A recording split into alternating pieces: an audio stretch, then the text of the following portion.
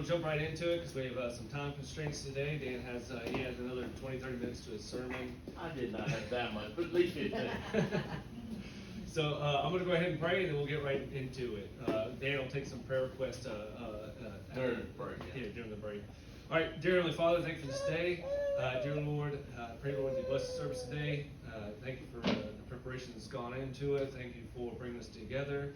Dear God, we pray for warmth coming this way, hopefully, Lord. Pray that we get into spring soon. We thank you for this time. We pray that you be with those in the nursery. May the kids pay attention, be good. May they learn something new today as well. In your name, I pray, Lord. Amen. Amen. So we're in a series right now, and it's kind of a broad series. It's and you can see here, it's the conclusion of the matter.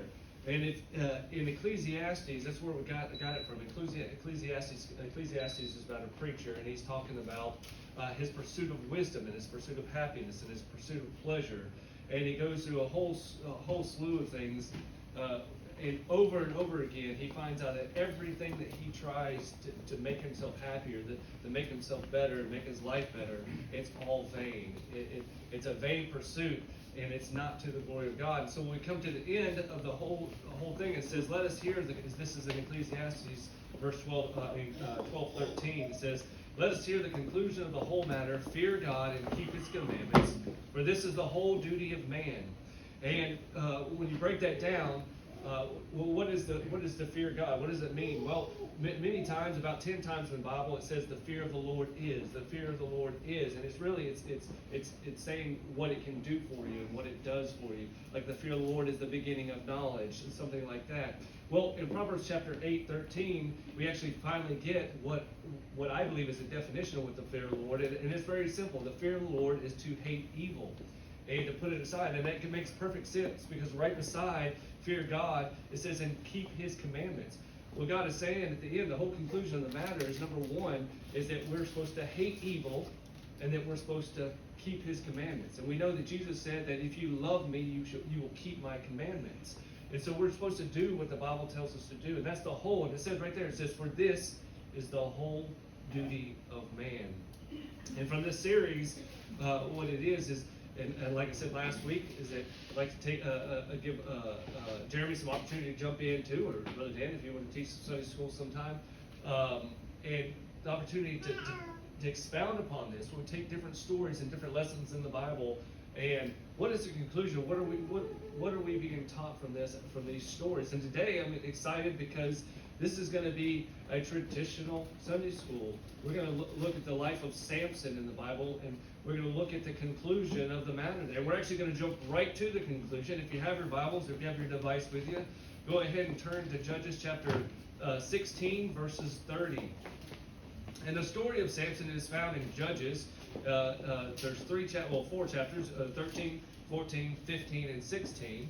Let me turn to it. Where'd you start with Judges 1? We're going to be in Judges 16, verse 30. We're going to read one verse. We're going to jump right to the conclusion, and then we're going to go back. Is that after Revelation? It's at the beginning. Judges. Let's see if I can get there. All right, 16, verse 30. And it says, and Samson said, "Let me die with the Philistines." And he bowed himself with all his might, and the house fell upon the lords and upon all the people that were therein. So the dead which he slew at his death were more than they which he slew in his life. And that's the conclusion of Samson. We see that his death, a premature death, he slew more than he did in his whole life. And so what we're going to do, we're going to take a look at the life of Samson and come to how did we get to this conclusion? How do we get to the end here? What are some observations and some lessons we can learn for it? So if you want to follow along, I'm going to do a little reading and a little expounding. We're going to just start right at we won't start all the way at the beginning, but I'll give you a little synopsis of what happened. So the children of Israel did evil in the sight of the Lord, and because of that, He put them under the rule of the Philistines for 40 years. And this is in Judges. I always want to say book of Samson for some reason, but in Judges chapter 13 is where it starts. And God, He looks down and He sees, okay, it's been 40 years and they've been he's been punishing them under the rule of the Philistines. He looks out and he finds a certain man. This man's name is Manoah, and he's of Zorah, and he's a Danite, so he's of the children of Dan. And what he does, he appears to his wife, and it says the angel of the Lord appears unto his wife and tells him that, hey, you're going to have a son. His wife was barren; she wasn't having any children, and you're going to bear a son. And he's going to be separated unto me, and he's going to be a Nazarite. And he gives the woman some qualifications. Number one, no drinking anything of the vine, and no strong drink, and to touch no unclean thing. And then the woman went home and told her husband, this is Manoah, and he really, I mean, whether he believed it or not, it's kind of hard to understand. So he prayed and asked God that the angel would come back, and the angel did come back, and he appeared to the wife again, to the woman she's not named, and she went back to her husband and got her husband and brought him back to the angel. And Manoah asked again what it was, and the angel expounded even more so on what he wanted the woman to do. This time he even added a little bit to it, to not even touch anything that comes from, not to eat anything that comes from the vine, not to drink anything from the vine, or any strong drink, or to touch any unclean. And he again said, make sure you follow these things. That's a Nazarite a vow that they do. And by the way, it's supposed to be from birth all the way. So even the mother and the parents are supposed to stay away from these things, so that the child, the whole time that they're a Nazarite or a Nazarene, are going to keep this vow unto God, because it's going to be separated. And some interesting things about that story. This, a lot of people, including myself, believe this is an Old Testament appearance of Christ, the angel. We're not going to get really into that, but basically, Manoah asked the angel what his name is, and why, and the angel says, "Why ask me that, knowing it is a secret?" And they decided, "Hey, we'd like to offer an offering to you." And he said, "Don't offer it to me, offer it to God."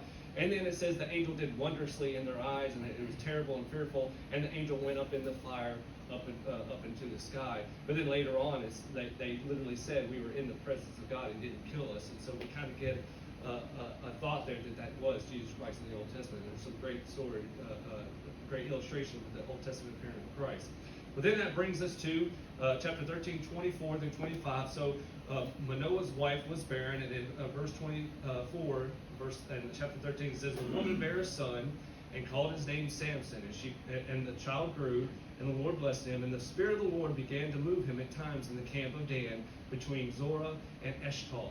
And the thing is, so what we're seeing here is that she had a son, his name was Samson, and then it says that the Spirit, so as the years went on, the Spirit began to move in him. And so the thinking behind this, some of my studies, is that as they're surrounded by the Philistines, is that perhaps Samson showed some time. Now it said, if you look here, it says that at times, so it wasn't all the time that the Spirit of the Lord was on Samson. It says at times the Spirit came upon him, and maybe he showed some promise or some standing against the Philistines, maybe some feats of strength that are not mentioned maybe in his youth. And it just says that the Spirit of the Lord began to move on him at times. And then, we jump right into the next story. It says Samson went down to Timnah, and there he saw a woman of the Philistines. And what he did, he told his parents, hey, and she pleased him, and she told his parents, "Get me this woman." And the thing is and they tried to persuade him out of it, because it wasn't proper, and God didn't want the Israelites to marry or intermingle with their surrounding. Now, there's nothing necessarily wrong about that. God didn't want them to do that. And in the end, it is revealed that God had put this in his heart because he wanted Samson to judge the people. The parents didn't know this, and so Samson was wed to this woman. Oh, sorry. Let's see here. Well, first we'll see one of the first strengths of Samson. In chapter 14, verse 5 and 6, it says, and we're going to start seeing some observations here as we go. It says, "Then went Samson down, and his father and his mother, to Timnath, and came to the vineyards of Timnath, and behold, a young lion roared against him. And the Spirit of the Lord came mightily upon him, and he rent him as he would have rent a kid, and he had nothing in his hand, for he told not his father or his mother what he had done." So they're on their way down to Timnath, and they come to vineyards. We see one of our first things here. Why are they in the vineyards? As a Nazarite, you're not supposed to be anything around. You're supposed to abstain from them. So we see that we're starting to get ourselves closer to things that we're not supposed to be around. But the interesting thing here is that he slew a lion with his bare hand, and a young lion, so a very healthy and robust lion. He slew him. You see the Spirit of the Lord. And the thing is that we see some promise in Samson here because he was humble about it. He didn't go around and say, look what I have done. I have slew this lion. No, he kept it. And by the way, we see later on that Samson is mentioned in the Hall of Faith, as they like to call it, or the triumphs of faith in Hebrews chapter 11. It doesn't necessarily say what he did, but I believe because he's kind of listed at the very end with the writer is saying, hey, I can name all these other people, and then it gives them the triumphs afterwards, and it says how they defeated the mouth, or stopped the mouth of the lions, and that's possibly Samson is talking about.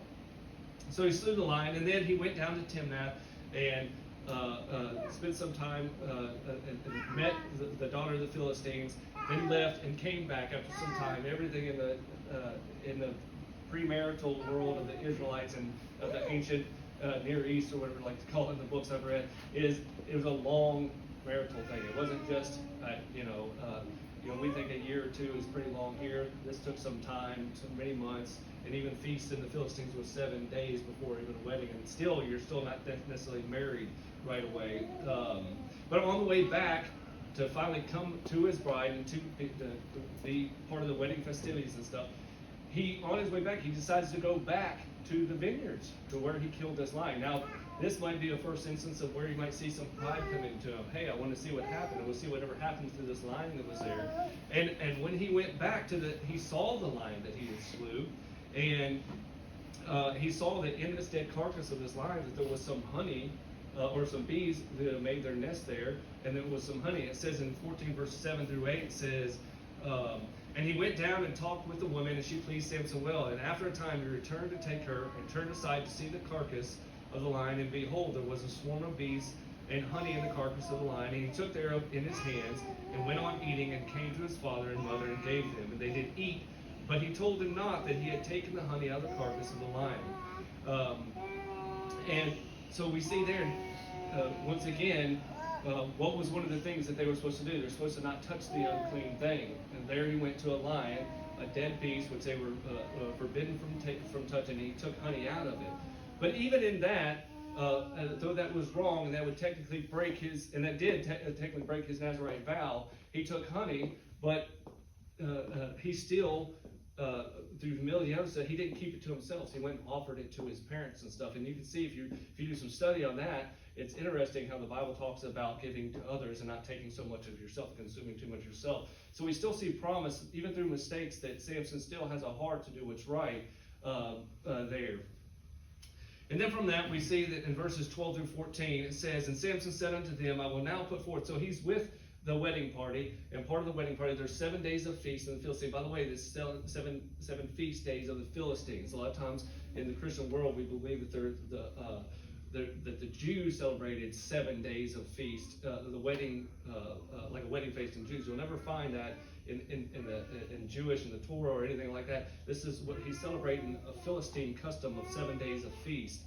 And so, and part of that is the woman, the betrothed, is supposed to bring companions for Samson. So she brings 30 Philistine men to keep him company during this feast. And let me see here, where are we at? And it says verse 7, and he went down and talked with the woman, and she pleased Samson well. And after a time he returned to take her, and turned aside to see the carcass. I already read that, sorry. I was already there, wasn't I?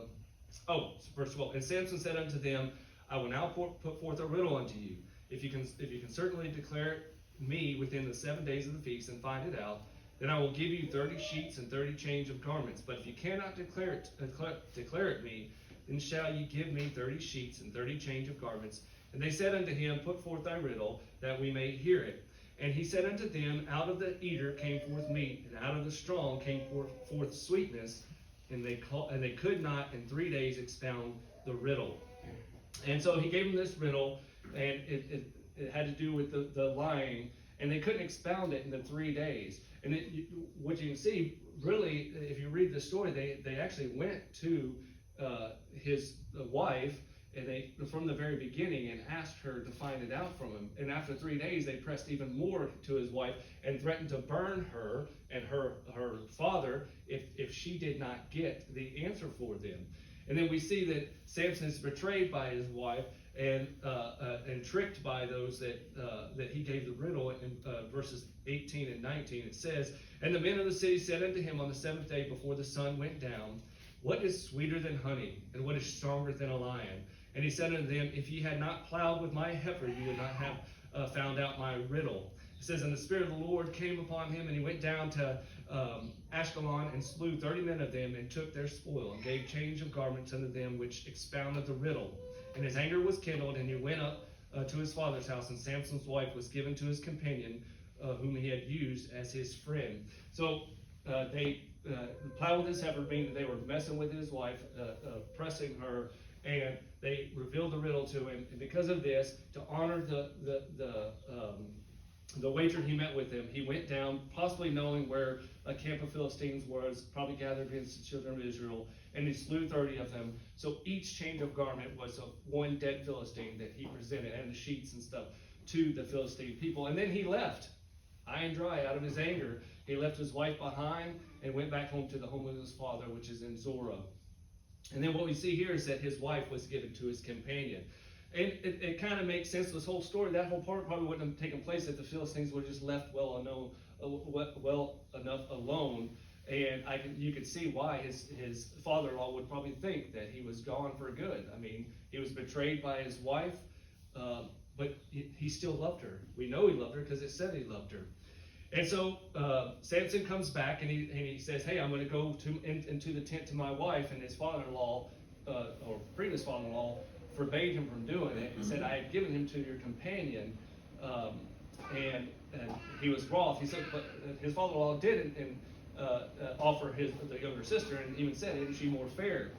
And because of Samson's anger from being basically taken advantage of by the Philistines, we'll see what happens in 15 verses 3 through 5, and it says, "And Samson said concerning them, Now shall I be more blameless than the Philistines, though I do them a displeasure. And Samson went and caught 300 foxes, and took firebrands, and turned tail to tail, and put a firebrand in the midst between two tails. And when he had set the brands on fire, he let them go into the standing corn of the Philistines, and burn up both the shocks and also the standing corn with the vineyards and olives." So what he did is, he went and caught 300 foxes. I've only seen like 1 or 2 foxes out, so I'm guessing there was a lot more foxes back then. But he caught 150 pair of them. So he tied a firebrand between two tails and let them go into the corns and to the harvest. This is harvest time, so he did a big thing. Once again, we're seeing that God is using Samson to pronounce judgment on the Philistines for taking and coming against the children of Israel. And he's using Samson to do this, even through Samson's desire to go against sometimes what God's will for him is, like taking a daughter of the Philistine. And so because of this, it says that the Philistines came against him. And in verse 15, verse 8, it says, "And he smote them hip and thigh, a great slaughter, and he went down and dwelt on the top of the rock of Edom." So they knew it was Samson. They came against him. And by the way, what happened is because he burnt their fields and stuff, and the betrayer, which was his wife, what they scared her into doing to betray Samson ended up coming upon them themselves. They came and burned her and her house, and because of that, he ended up killing them because of this that happened. And hip and thigh, I looked that up, and because it's just interesting. He smoked them hip and thigh. And really, I got a bunch of mixed things, but it's almost like he just trampled over them. That there was much power in his legs, that he was so furious that it was almost as a slaughter without much use of his hands. He really just went berserk on them, the hip and thigh. It's amazing the strength that Samson had, that he was blessed with. And then so after this happened, it says that the Philistines went and encamped around the Israelites. So they're pressuring now his community, his people, and because of that, they are in fear. And so 3,000 of them went up to Samson. He's up on top of this mountain, and they're coming, and he's saying, "Hey, if you come to take me," and they're like, "No, we're not going to do anything." And he made them swear they're not going to do anything but bind him and take him to the Philistines. And that's what he did. And they took him to the Philistines, and they bound him with 2 new cords. And of course, when he came to the Philistines, right away he broke right out of those cords. And it says in verse 14, it says, and when he came unto Lehi, this is the children of Israel brought him down to the Philistines. When he came unto Lehi, the Philistines shouted against him, and the Spirit of the Lord came mightily upon him, and the cords that were upon his arms became as flax that was burnt with fire. His hands loosed from off his hands, and he found a new jawbone of an ass, and put forth his hand, and took it, and slew 1,000 men therewith. And Samson said, with the jawbone of an ass, heaps upon heaps, with the jaw of an ass have I slain 1,000 men. And it came to pass, when he had made an end of speaking, that he cast away the jawbone out of the hand, and called the place Ramoth Lehi. And he was sore athirst, and called upon the Lord, and said, Thou hast given the great deliverance into the hand of thy servant, and now shall I die for thirst, and fall into the hand of the uncircumcised. But God clave an hollow place that was in the jaw, and there came water thereout. And when he had drunk, his spirit came again, and he revived, wherewith he called the name thereof Ennacheree, which is in Lehi unto this day. And he judged Israel the days of the Philistines 20 years. Now I'm going to skip ahead because I don't got much time, because Dan added some time to the service. I really wanted to go through some more things. But what I'm going to do, I'm going to summarize the last thing. Most everybody here has heard the story of Delilah. And so the next thing that happens in this story of Samson is he goes into an harlot. Very, very short mention. And it's interesting. But the thing is that the blackness, the scarring of his Nazarite vow, that simple act that the Bible doesn't really expound upon, is so great that I think that's why they don't really have to expound upon. And the thing is there's some amazing reference to the story. If you study the book of Samson, it's a great story, especially for men. They want to see the strength, and they love to see the conquering of Samson. But there's so many references. For example, when he went into the harlot, they found out about it, and they set up and laid in wait for him, thinking that when he rises up in the morning, they've locked him into the gates, they've closed the city up, and they're going to get him, they're going to kill him. And perhaps he was really in danger, but he woke up early, and he decided to leave, and obviously he knew something was up when the gates were locked in, and he took the gates and the posts and picked them all up and put them on his shoulders and carried them all the way up into a high mountain. I mean, it's an amazing feat. And that story there, if you want to do some research, it shows you the mighty power of God, that nothing can keep someone down. Not even a stone can keep Christ in the grave. Even the stone was rolled away, and Samson was easily able to pick up the gates and move on. And then after that, he was already used to going and seeing a harlot. He went and seeing the Bible never says that Delilah was a harlot, but it never says it was his wife, and he went and saw her. And then we know that that the Philistines came to her and offered her 1,100 shekels. I think there was 5 of them, so it's 5,500 shekels total to find a way to his weakness. And they tried, and he told him 7 green withs, which are like when you go cut a small tree and you cut off the bark of it, and it's nice and green and wet. It's very strong, especially when you put them together. And then he said 2 new cords, or 2 new ropes that have never been used before. And the 7 withs he broke out of the 2 new cords. And then he said if you tie his hair up in the pin of a beam against the web, and so that's some kind of apparatus. And then when he pulled away from that, that's the closest he ever got to telling the secret. And he just pulled that out with the beam, and each time was able to conquer the Philistines. And finally, after much, he said he was sore to death, basically, from Delilah coming after him and just constantly coming after him and asking what it is. And he said, if you take his hair, that's one of his weakness. And they came and got him finally. And interesting, it says that it's one of the saddest verses in the whole Bible. Let's see if I can find it real quick. So, let's see here. Here it is. It's verse 16:20. And she said, the Philistines be upon thee, Samson. This is after she had shaven his head, or had someone come and shave his. And he woke out of his sleep and said, I will go out as at other times before and shake myself, and wist not that the Lord was departed from him. Probably one of the saddest verses in the whole Bible. I mean, there's many, many sad ones, but he didn't even know that God had departed from the Spirit of the Lord. And he went and shook himself. And of course, the Philistines caught him. They put out his eyes, and they put him in a prison.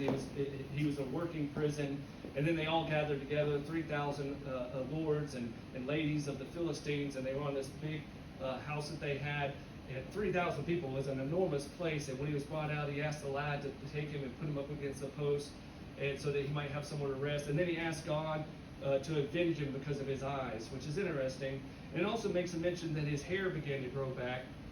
And we all know that his hair wasn't really the true secret of his strength. We know God was the strength. But it's interesting to note here real quick is that the Philistines probably, I read a couple stories about this, I thought it was interesting, probably wanted to see what would happen if his hair grew back out. They weren't really fearful of him. And if they were, they figured now that his eyes are out, he's not any harm to us. We'd like to see his strength again perhaps one day. Like I said, they brought him out for sport. Maybe they were wanting to see him and probably maybe even taunting him to show some feats of strength now that his hair is grown back out. And the Lord, he was filled with strength again. He pushed the pillars down. It came down, and we see that in there it says, and in his death he killed more people than in his life. And twice, I think it's interesting, twice it says that he judged the Philistines for 20 years. He was a judge. And that's quite short. Usually in the Bible, a nice long reign is 40 years. But a couple observations, and we'll close it up. It says, number one, God can use anyone. You know, the Bible says that a certain man of Zorah, Manoah.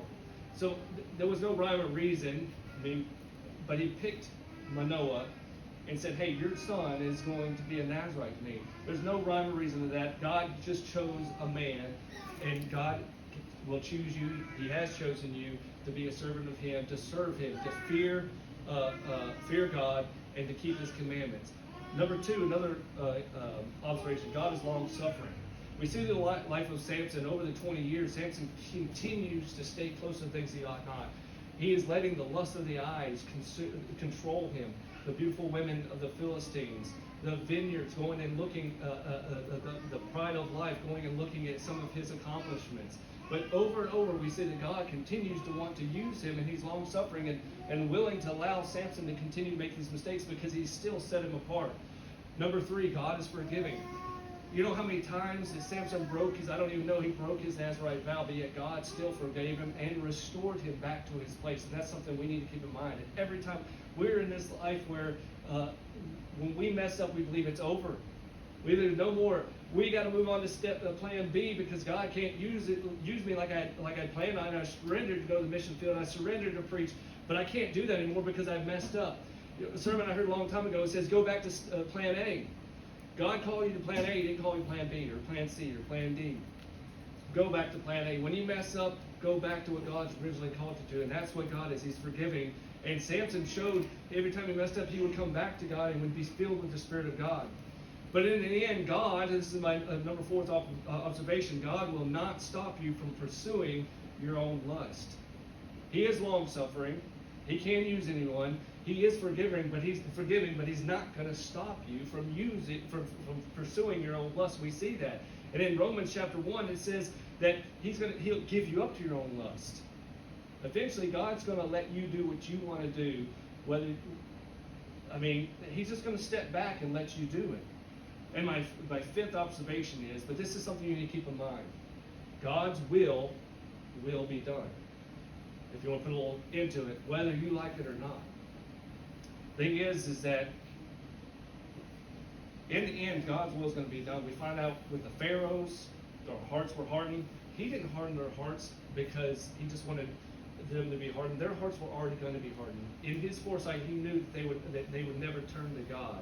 In God's foresight, he knew that Samson would never truly be the judge that he wanted him to be. And so God had to use him. Now, his life was cut short because of that. God probably wanted him to judge for at least 40 years or more.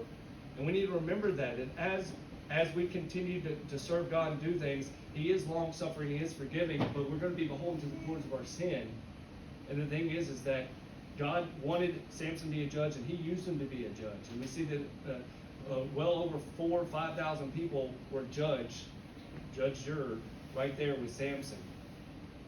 And that's the conclusion I came today, is God's will be done. Samson is a great story of us. That's the thing. It's one of the best stories in the whole Bible of seeing someone who is struggling with sin and struggling with basically straddling the fence. Dan does it all the time. Comes down here, uses the carpet here, standing on both sides of the fence. And by the way, that's my testimony for probably 10 years or more. It's standing on both sides of the fence. And the thing is, that's probably the worst you can be, because the Bible says that he'll spew out the lukewarm. Anyways, that's a story, that's a great story, I hope you learned something today. I highly recommend, it's 4 short chapters and another mention in Hebrews of Samson. Man, you can learn a lot from Samson, and, it's a manly story, so men, it's Yeah. worth reading. I learned it, I'm not gonna grow my hair long now. Yeah. I have to have it long. God's with me, give me the strength, okay. No, that's good, that's a Yeah. good lesson, and, now we get started at 10:15, it's 10 till, so we didn't have a lot of time, but I thought what you covered was perfect, today. It was good, it was, really informative, and, I'm gonna go work out. Yeah. Let's take a Sandra